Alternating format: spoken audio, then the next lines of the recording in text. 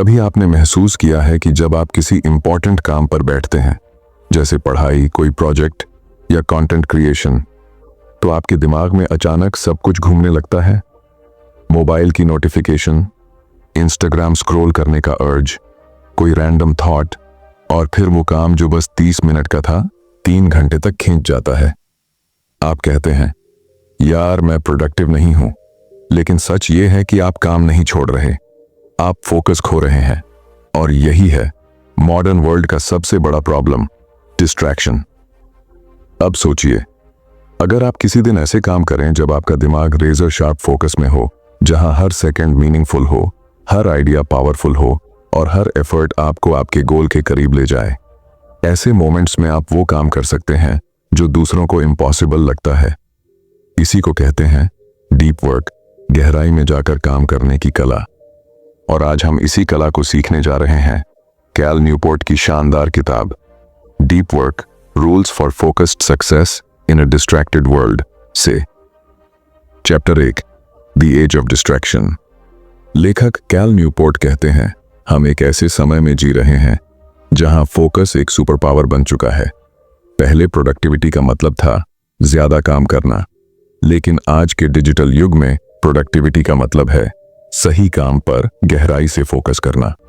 हमारी दुनिया में नोटिफिकेशंस, रील्स, मैसेजेस, मीटिंग्स और इंफॉर्मेशन ओवरलोड ने हमारी अटेंशन को तोड़ दिया है। अब इंसान का दिमाग कंटिन्यूअसली कॉन्टेक्स्ट स्विच कर रहा है, एक व्हाट्सएप मैसेज से लेकर यूट्यूब वीडियो तक। रिसर्च कहती है कि जब हम एक काम छोड़कर दूसरा काम करते हैं तो हमारे दिमाग को दोबारा फोकस करने में 23 मिनट लगते हैं। मतलब हम हर बार अपना फोकस खोते हैं और साथ ही अपनी पोटेंशियल भी। कैल न्यूपोर्ट कहते हैं, The ability to perform deep work is becoming increasingly rare, yet increasingly valuable। यानी जो लोग डीप वर्क कर सकते हैं वो ही आज के टाइम में असली विनर्स हैं। Chapter 2, What is deep work? Deep work का मतलब है ऐसा काम जो पूरी कंसंट्रेशन और बिना किसी डिस्ट्रैक्शन के किया जाए। ऐसा काम जहां आपका दिमाग पूरी क्षमता से सोचता है, क्रिएट करता है और आउटपुट देता है। ये वो स्टेट है जहां आप फ्लो में होते हैं, समय रुक सा जाता है और आप सिर्फ काम में डूब जाते हैं। उदाहरण के लिए, एक साइंटिस्ट जो किसी फॉर्मूला पर घंटों काम कर रहा है, एक राइटर जो लगातार 3 घंटे में एक पावरफुल चैप्टर लिख देता है, या एक स्टूडेंट जो एग्जाम प्रिपरेशन में इतना फोकस करता है कि बाहर की आवाजें भी नहीं सुनाई देती। ये सब डीप वर्क के एग्जाम्पल्स हैं। अब इसे एक छोटी कहानी से समझिए। एक बार एक गांव में एक लोहार, ब्लैकस्मिथ और एक साधु रहते थे। दोनों का मकसद था लोहा इतना मजबूत बनाना कि वो कभी टूटे नहीं। लोहार रोज काम करता, लेकिन हर थोड़ी देर में किसी से बात कर लेता, चाय पीने चला जाता, मोबाइल पर रील देख लेता। आज की भाषा में कहें तो डिस्ट्रैक्शंस। वो मेहनती तो था, पर ध्यान कभी पूरा नहीं देता था। वहीं साधु हर दिन सुबह मेडिटेशन करता, अपने मन को शांत करता और फिर घंटों बिना किसी रुकावट के लोहे पर काम करता। दिन ब दिन उसका ध्यान गहराता गया। आखिरकार उसका बनाया हुआ लोहा ऐसा था कि कोई उसे तोड़ नहीं सका। लेखक कहते हैं, the monk was doing deep work while the blacksmith was doing shallow work। Chapter 3, shallow work versus deep work। अब समझिए इन दो शब्दों में फर्क। Deep work, high value work, mentally demanding, requires intense focus, long term impact डालता है, जैसे कोई नया कोर्स बनाना, रिसर्च करना, कोडिंग करना, writing, design, learning a new skill, etcetera. Shallow work, low value work, surface level effort, often done while distracted, little long-term value, जैसे emails check करना, scrolling, chatting, multitasking, unnecessary meetings। Cal Newport कहते हैं, shallow work keeps you busy, deep work makes you better। और यही फर्क तय करता है कि आप एवरेज बनोगे या extraordinary. Chapter 4, Why deep work matters। आज के डिजिटल युग में 3 तरह के लोग सफल होंगे। 1, हाई स्किल्ड वर्कर्स जो कॉम्प्लेक्स चीजें जल्दी सीख सकते हैं। 2, क्रिएटिव प्रोफेशनल्स जो मीनिंगफुल और वैल्यूएबल चीजें बना सकते हैं। 3, डीप वर्कर्स जो बिना डिस्ट्रैक्शन के वर्क करके रिजल्ट्स दे सकते हैं। अगर आप डीप वर्क करना सीख लेते हैं तो आप इन तीनों में आते हैं। आपका काम सिर्फ टाइम स्पेंड नहीं होगा बल्कि इम्पैक्ट क्रिएट करेगा। सोचिए, अगर आप हर दिन सिर्फ 3 घंटे डीप वर्क करें तो आप 1 साल में जितना क्रिएट करेंगे वो शायद किसी और को 3 साल लग जाए। डीप वर्क आपको बिजी नहीं बल्कि ब्रिलियंट बनाता है। Chapter 5 first principle, work deeply. अब बात करते हैं डीप वर्क के पहले और सबसे महत्वपूर्ण नियम की, वर्क डीपली। कैल न्यूपोर्ट कहते हैं, फोकस एक मसल है, the more you train it the stronger it gets. मतलब फोकस कोई टैलेंट नहीं, ये प्रैक्टिस से आता है। स्टेप 1, डिस्ट्रैक्शन फ्री एनवायरनमेंट बनाओ। डीप वर्क तभी पॉसिबल है जब आपका एनवायरनमेंट सपोर्ट करे, मतलब एक ऐसी जगह जहां इंटरप्शंस जीरो हों। लेखक खुद एक प्रोफेसर हैं। वो जब कोई रिसर्च पेपर लिखते हैं तो अपने ईमेल बंद कर देते हैं, फोन एयरप्लेन मोड पर डाल देते हैं और अपने कैलेंडर में डीप वर्क सेशन शेड्यूल कर देते हैं। उस दौरान वो किसी से बात नहीं करते, बस काम में डूब जाते हैं। आप भी ये कर सकते हैं। अपने फोन को दूसरे कमरे में रखिए, पोमोडोरो टेक्निक यूज कीजिए, 25 minute deep work, plus 5 minute break. Social media को फिक्स टाइम पर ही चेक कीजिए। स्टेप 2, रिचुअल बनाइए। हर दिन एक फिक्स टाइम और प्लेस डिसाइड कीजिए जहां आप डीप वर्क करेंगे, क्योंकि जब एनवायरनमेंट बार बार रिपीट होता है तो दिमाग खुद फोकस मोड में चला जाता है।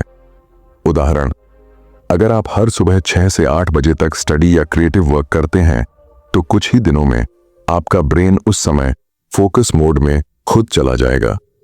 स्टेप 3, डिस्ट्रैक्शन से लड़ो नहीं, उन्हें हटाओ। हर बार जब आप अपने फोन की ओर देखते हैं आपका दिमाग रिवॉर्ड लेता है, डोपामिन हिट। इसलिए हर बार जब आप रेजिस्ट करते हैं एनर्जी खर्च होती है। इसलिए सबसे अच्छा तरीका है remove the source of distraction. लेखक बताते हैं कि जब जे.के. रोवलिंग ने हैरी पॉटर का आखिरी किताब लिखी तो उन्होंने खुद को एडिनबर्ग के एक होटल में बंद कर लिया था। ना फोन, ना इंटरनेट, बस राइटिंग। उन्होंने कहा था, sometimes to get lost in your world you need to leave this world for a while. यही है डीप वर्क की असली ताकत। तो अब तक हमने सीखा, डिस्ट्रैक्शन ही हमारी सबसे बड़ी एनिमी है। डीप वर्क रेयर है पर वैल्यूबल है। और पहला प्रिंसिपल है वर्क डीपली, जहां एनवायरनमेंट, रिचुअल और डिस्ट्रैक्शन कंट्रोल तीनों जरूरी हैं। अब अगले भाग में हम बात करेंगे कि कैसे अपने दिमाग को फोकस मशीन में बदला जाए, कैसे बर्डोम को एम्ब्रेस करें और कैसे सोशल मीडिया की डिपेंडेंसी से निकलकर प्रोडक्टिविटी को अगले लेवल पर ले जाएं। दोस्तों, अब तक आपने सीखा कि डीप वर्क क्या होता है और क्यों आज के समय में ये एक सुपर पावर बन चुका है। लेकिन सवाल यह है, हम सबको पता है कि डिस्ट्रैक्शन बुरा है, फिर भी हम उससे निकल नहीं पाते। क्यों? क्योंकि हमारा दिमाग अब इंस्टेंट रिवॉर्ड का आदी हो चुका है। हर बार जब आप नोटिफिकेशन चेक करते हैं, कोई रील देखते हैं या रैंडम स्क्रॉल करते हैं, आपका ब्रेन डोपामिन रिलीज करता है, एक छोटा feel good chemical. Cal Newport कहते हैं, distraction is not a habit, it's a craving. मतलब हमें काम छोड़कर डिस्ट्रैक्शन की क्रेविंग होती है क्योंकि हमारा दिमाग बोर्ड रहना भूल गया है। अब आगे का लेसन शुरू होता है, एम्ब्रेस बोर्डम, ऊब को अपनाओ। Chapter 6, embrace boredom. Cal Newport कहते हैं, if you can't learn to concentrate you can't learn deeply. मतलब अगर आप बोर्डम में बैठ नहीं सकते तो डीप वर्क कर ही नहीं सकते, क्योंकि डीप वर्क बोर्डम से शुरू होता है। जब आप किसी काम में गहराई से उतरते हैं तो पहले कुछ मिनट उबाऊ लगते हैं, पर वही उबाऊ पल आपकी कंसंट्रेशन को शार्पन करते हैं। कई मंक्स दिन के घंटे मेडिटेशन में बिताते हैं। पहले उनके दिमाग में हजारों विचार आते हैं, बेचैनी होती है, लेकिन धीरे धीरे माइंड शांत हो जाता है और एक समय आता है जब वो प्रेजेंट मोमेंट में पूरी तरह डिसॉल्व हो जाते हैं। डीप वर्क का प्रोसेस भी ऐसा ही है। जब आप बैठते हैं किसी कठिन काम पर, जैसे कोडिंग, राइटिंग, डिजाइनिंग या पढ़ाई, तो आपका माइंड एस्केप ढूंढता है। चलो मोबाइल देख लेते हैं, यूट्यूब खोल लेते हैं। लेकिन अगर आप उस अर्ज को कंट्रोल कर लें तो कुछ ही मिनटों बाद आपका माइंड फोकस जोन में आ जाता है। हर दिन अपने दिमाग को बोर्डम प्रैक्टिस कराओ। 1. जब फोन उठाने का मन करे 10 मिनट डिले करो। 2. पब्लिक ट्रांसपोर्ट में बैठे हो, फोन मत खोलो, बस ऑब्जर्व करो। 3. किसी लाइन में खड़े हो, खुद से बात करो, प्लानिंग करो। धीरे धीरे आपका माइंड बोर्डम को टॉलरेट करना सीखेगा और यही टॉलरेंस आपकी फोकस कैपेसिटी बढ़ाएगा। कैल न्यूपोर्ट कहते हैं, The ability to concentrate intensely is a skill that must be trained. Chapter 7. Quit social media. अब बात करते हैं मॉडर्न वर्ल्ड की सबसे बड़ी अटेंशन किलर, सोशल मीडिया। लेखक कहते हैं, The tool that connects you also disconnects you from yourself. सोचिए, आप दिन में कितनी बार फोन उठाते हैं? कई स्टडीज के अनुसार एवरेज पर्सन अपने फोन को 300 से 400 बार एक दिन में चेक करता है। हर बार जब आप स्क्रॉल करते हैं, आपका दिमाग थोड़ी सी डोपामीन लेता है और उसी प्लेजर को बार बार रिपीट करने लगता है। रिजल्ट, आपका माइंड लॉन्ग टर्म फोकस भूल जाता है, वो शॉर्ट बर्स्ट्स ऑफ एंटरटेनमेंट पर डिपेंड हो जाता है। कैल न्यूपोर्ट खुद सोशल मीडिया पर नहीं है, ना फेसबुक, ना इंस्टाग्राम, ना ट्विटर। उनसे लोग पूछते हैं, क्या ये पॉसिबल है? वो जवाब देते हैं, हाँ, because I measure my life by what I create, not by what I consume. उन्होंने बताया कि सोशल मीडिया छोड़ने से उनकी प्रोडक्टिविटी कई गुना बढ़ गई। वो हर साल किताब लिखते हैं, टीचिंग करते हैं और स्टिल फ्री टाइम एंजॉय करते हैं। अगर आप सोशल मीडिया छोड़ना चाहते हैं तो कैल न्यूपोर्ट एक सिंपल रूल देते हैं, क्विट फॉर 30 डेज। 30 दिनों तक सोशल मीडिया से पूरी तरह दूर रहें। फिर खुद से ये 3 सवाल पूछें। 1. क्या मुझे इसकी जरूरत पड़ी इन 30 दिनों में? 2. क्या इसने मेरी लाइफ क्वालिटी बढ़ाई थी? 3. क्या इसके बिना मैं ज्यादा शांत, फोकस्ड और खुश महसूस करता हूं? अगर जवाब हाँ है तो परमानेंटली छोड़ दीजिए, अगर ना है तो इसे लिमिटेड टाइम में यूज कीजिए। सोचिए, अगर आप हर दिन 2 घंटे सोशल मीडिया पर नहीं बल्कि अपने गोल पर लगाएं तो 1 साल में आप क्या कुछ अचीव कर सकते हैं। डीप वर्क आपका टाइम वापस देता है और टाइम ही असली वेल्थ है। चैप्टर 8. Drain the shallows. अब बात करते हैं तीसरे प्रिंसिपल की, ड्रेन द शैलोज, मतलब अपनी जिंदगी से सरफेस लेवल वर्क को निकालो।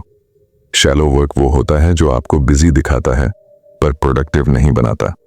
जैसे ईमेल चेकिंग, हर 10 मिनट में random WhatsApp replies, unnecessary meetings और मल्टीटास्किंग का इल्यूजन। कैल न्यूपोर्ट कहते हैं, your time must be allocated according to your values, मतलब आपको हर मिनट यह तय करना होगा, क्या मैं अभी वही कर रहा हूं जो मुझे मेरे लंबे समय के लक्ष्य के करीब ले जाए। एक कंपनी में 2 एम्प्लॉइज थे, रोहित और अमन। रोहित हर वक्त बिजी रहता, ईमेल चेक करता, कॉल अटेंड करता, हर मीटिंग में बैठता। उसे लगता था वो बहुत प्रोडक्टिव है। दूसरी तरफ अमान हर दिन सिर्फ 4 घंटे काम करता, पर उन 4 घंटों में वो किसी से बात नहीं करता, ना फोन ना सोशल मीडिया, बस प्योर फोकस। 1 महीने बाद अमन ने कंपनी के लिए एक नया सॉफ्टवेयर फीचर बना दिया, जबकि रोहित अभी भी ईमेल मैनेजमेंट में ही लगा था। बॉस ने कहा, Rohit, you are busy, but Aman, you are effective. और यही फर्क है बिजी बीइंग बिजी और डीप वर्क फोकस में। अपने दिन के हर घंटे का स्केड्यूल बनाइए, हर ब्लॉक को किसी मीनिंगफुल काम के लिए फिक्स कीजिए। उदाहरण, 7 बजे से 9 बजे सुबह deep work, project writing, task study. 9 बजे से 10 बजे सुबह AM breakfast and relax, 10 to 12 PM deep work, creative task, 12 to 1 PM communication, emails, calls, 2 to 4 PM meetings, routine task. इससे आपको 2 फायदे होंगे। 1, आप जान पाएंगे कि आपका समय कहां जा रहा है। 2, शॉल वर्क अपने आप कम होगा। आपका 8% रिजल्ट आपके 20% एफर्ट से आता है, तो कोशिश करें कि वो 20% एफर्ट हमेशा डीप वर्क जोन में जाए, बाकी 8% लो वैल्यू चीजों को मिनिमाइज करें। Chapter 9. Deep work philosophy. Cal Newport बताते हैं कि डीप वर्क को अपनी जिंदगी में लाने के 4 तरीके होते हैं। 1, मोनास्टिक फिलॉसफी, पूरी तरह आइसोलेशन में रहना, जैसे राइटर्स, मंक्स। 2, बीमोडल फिलॉसफी, कुछ दिन फोकस, कुछ दिन नॉर्मल, बैलेंस। 3, रिदमिक फिलॉसफी, रोजाना फिक्स्ड रूटीन में डीप वर्क करना। 4, जर्नलिस्टिक फिलॉसफी, जब भी समय मिले तुरंत डीप वर्क में उतर जाना। आपको वो फिलॉसफी चुननी है जो आपकी लाइफ में फिट बैठती है। अगर आप स्टूडेंट हैं या क्रिएटर हैं तो रिदमिक फिलॉसफी सबसे इफेक्टिव रहती है, हर दिन कुछ घंटे सिर्फ डीप वर्क के लिए। तो अब तक हमने सीखा, फोकस बोर्डम से पैदा होता है, इसलिए बोर्डम से भागो मत। सोशल मीडिया आपकी अटेंशन को कंट्रोल करता है, उसे लिमिट करो, शैलो वर्क को ड्रेन करो और हर दिन इंटेंशनल स्केड्यूल बनाओ। डीप वर्क फिलॉसफी अपनाओ जो आपके गोल को सूट करे। अब अगले और अंतिम हिस्से में हम सीखेंगे कि कैसे डीप वर्क को हैबिट में बदला जाए, कैसे फ्लो स्टेट को मेंटेन करें और कैसे डीप वर्क से अपनी जिंदगी ट्रांसफॉर्म करें। Motivational transition, bridge to part 3। Cal Newport कहते हैं, deep work is not just about productivity, it's about meaning. जब आप डीप वर्क करते हैं तो आप सिर्फ काम नहीं करते, आप अपनी आइडेंटिटी को शेप करते हैं। आप ऑर्डिनरी नहीं रहते, आप एक्स्ट्रा ऑर्डिनरी बन जाते हैं। तो तैयार रहिए, अगले भाग में हम डीप वर्क को परमानेंट लाइफस्टाइल में बदलने की कला सीखेंगे, जहां हर दिन पर्पसफुल, पावरफुल और पीसफुल होगा।